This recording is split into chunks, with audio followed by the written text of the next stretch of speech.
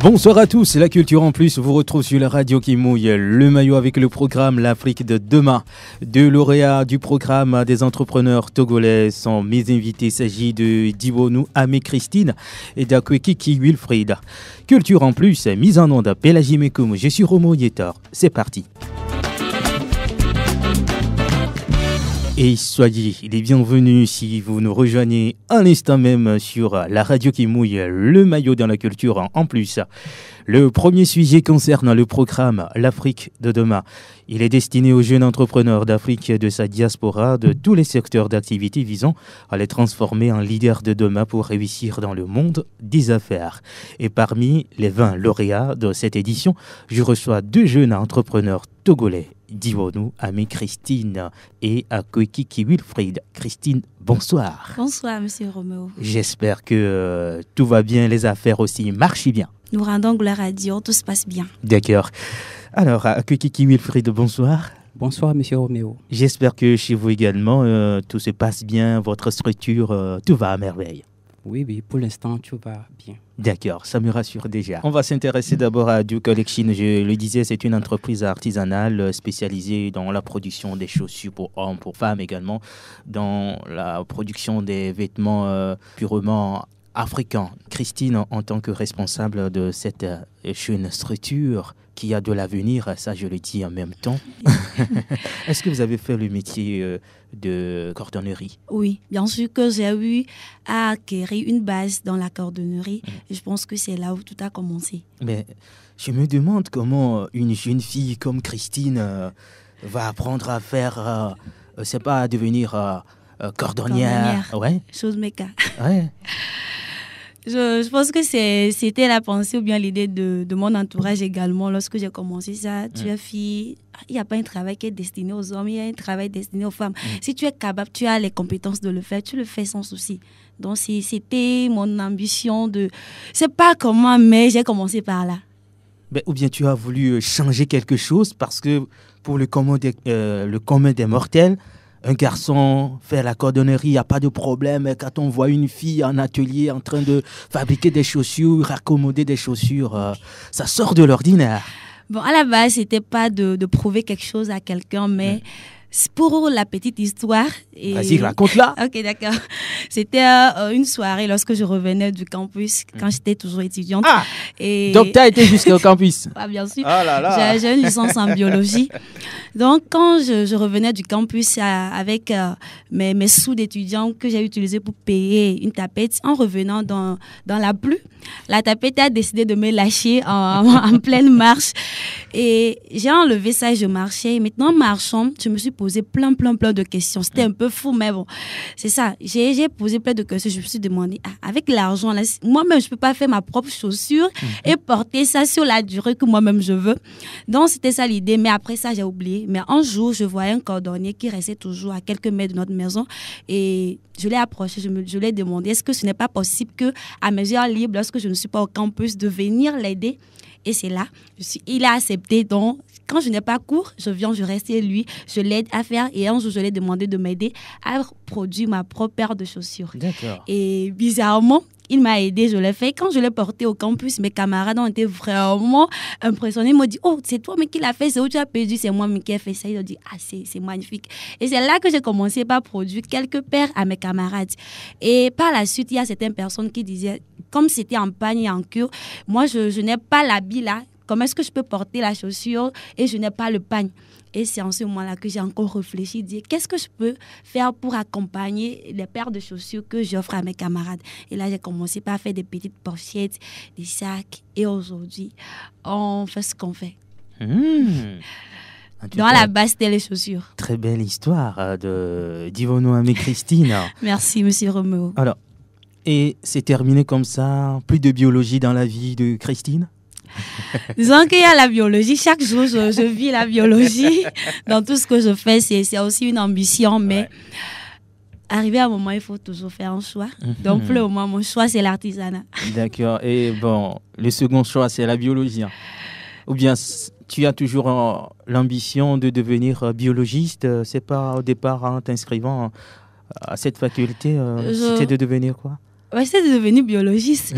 Mais il faut dire que l'étude, l'école, il y a toujours ça. Donc, j'ai déjà une licence.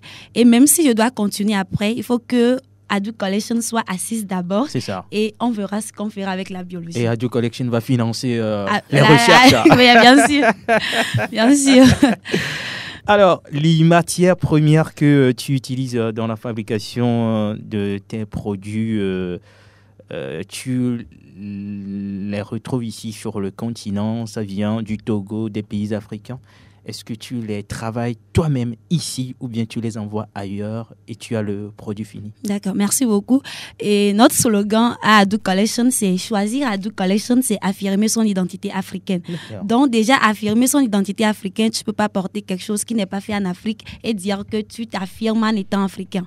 Donc toutes nos matières premières sont produites en Afrique. Il y a les pagnes que nous utilisons, il y a les batiks, il y a les pains tissés que nous utilisons au Togo, il y a les kokodunda de Burkina Faso, il y a également les pagnes qui viennent du Ghana. Maintenant, nos cures sont produits beaucoup plus au Nigeria et au Sénégal. Et comment tu arrives à faire ces commandes-là? Ou bien l'entreprise a une assise maintenant internationale? Disons que pour le moment, on n'arrive pas, pour les cures, on n'arrive pas à faire une commande directe. Nous avons les fournisseurs qui sont au Togo, qui prennent ces matières premières et qui nous les revendent. Chers auditeurs, si vous nous rejoignez en instant même sur la radio qui mouille le maillot, la chaîne sportive et culturelle, nous sommes dans la culture en plus et je reçois Divonou, Amé, Christine. Parlons justement des vêtements. Christine, tu n'as pas fait la couture? Non, je n'ai pas fait la couture. En ce qui concerne les vêtements, j'ai commencé avec les t-shirts. Je fais les t-shirts et moi-même je fais les designs avec le pain sur ces t-shirts-là. Et après ça, je suis tombée sur les robes un peu plus simples sur lesquelles je fais des designs de soit c'est l'Afrique, soit ce sont des images qui reflètent notre identité africaine. Je n'ai pas fait la couture, mais je fais des recherches beaucoup sur la couture avec l'Internet aujourd'hui. Donc, je ne suis pas allée dans une école de couture, mais je suis des cours en ligne en couture. Alors, donc ça c'est auto-formation. Hein. Ouais, c'est auto-formation. Donc, tu montes sur la machine, tu prends le pagne, tu découpes, tu fais des designs, des modèles toi-même? Bien sûr que oui. Oh, impressionnant. Hein? Mais quand tu parles de ton entreprise Adu Collection, surtout la finesse avec laquelle tu travailles avec tes collaborateurs, forcément, il faut avoir une main-d'œuvre qualifiée parce que c'est un travail très délicat. Oui, il faut avoir une main-d'œuvre vraiment qualifiée.